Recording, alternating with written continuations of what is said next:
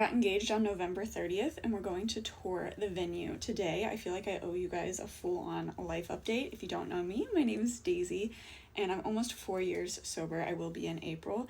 We are doing a Christmas vintage themed photo shoot and Jordan and I decided to go for a 50s theme. So I'm gonna attempt to do a 50s themed hairstyle, and I have like a 50s themed dress and my makeup. I'm gonna have a red lip. I just didn't want to do the red lip and then ruin it. So this is where we're at. I'm gonna be completely transparent with you guys. I was nicotine free. You guys know I've been struggling with that for 10 days and I went and bought a vape this morning. I just don't feel like there's really any good time to quit. I was on Chantix for a while and it helped for sure, but then they wouldn't refill the prescription and I just got to the point where I felt like I was going crazy. I need to want to quit more, and that's been an issue of mine for a while.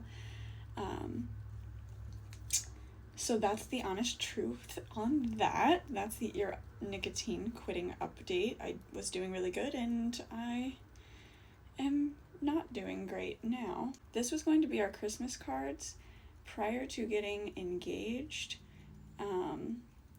But now that the venue is booked for this coming April, did I tell you guys that? Like, who books a venue less than 24 hours after they're engaged for less than 4 months away? 4 months exactly, I think. So, there's a lot to be done. There's a lot to be said. One person was asking about my fiance being a Mormon and how that's gonna look. So if you want, I'll make a video on that. I think I'm gonna reply to her comment in general, but I know that that's like something people are curious about. From someone who is not Mormon, the experience I have had with a family of Mormons. So I think that could be really interesting. FedEx is here. My workload for work has doubled, which is great because so has my income. I will say it's also really, really challenging while trying to plan a wedding in 4 months. Granted, we aren't doing a lot of traditional things because my fiance's family all live in different states.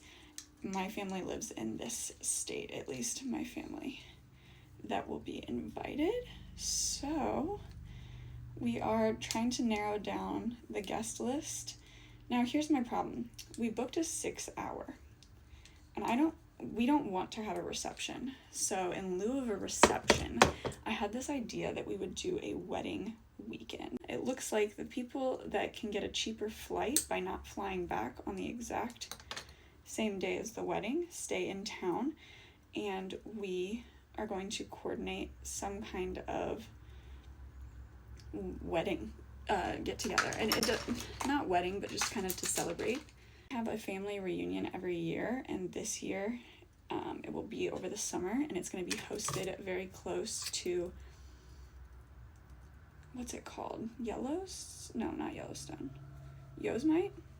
No, I think it's Yellowstone National Park. So we'll get to see everyone that won't make it. What I'm working on now is invitations, and I'm so excited to show you guys them once I can just iron out the final little details. How do you plan a wedding in 6 hours though? And that includes set up and break down. And yeah, I'm gonna go to this venue tour dressed in 50s attire, I suppose. So I'm trying to pin these curls, and I do not have the right supplies for that. It's 11:30. We have to leave in an hour, and I have to steam my dress. So these photos were going to be our Christmas cards, but now I'm trying to get the invites sent out for Christmas cards instead. And it'll be like a save the date and an invitation in one, since the wedding's coming so quick. So it's like save the date. And also, if you received this, you're invited.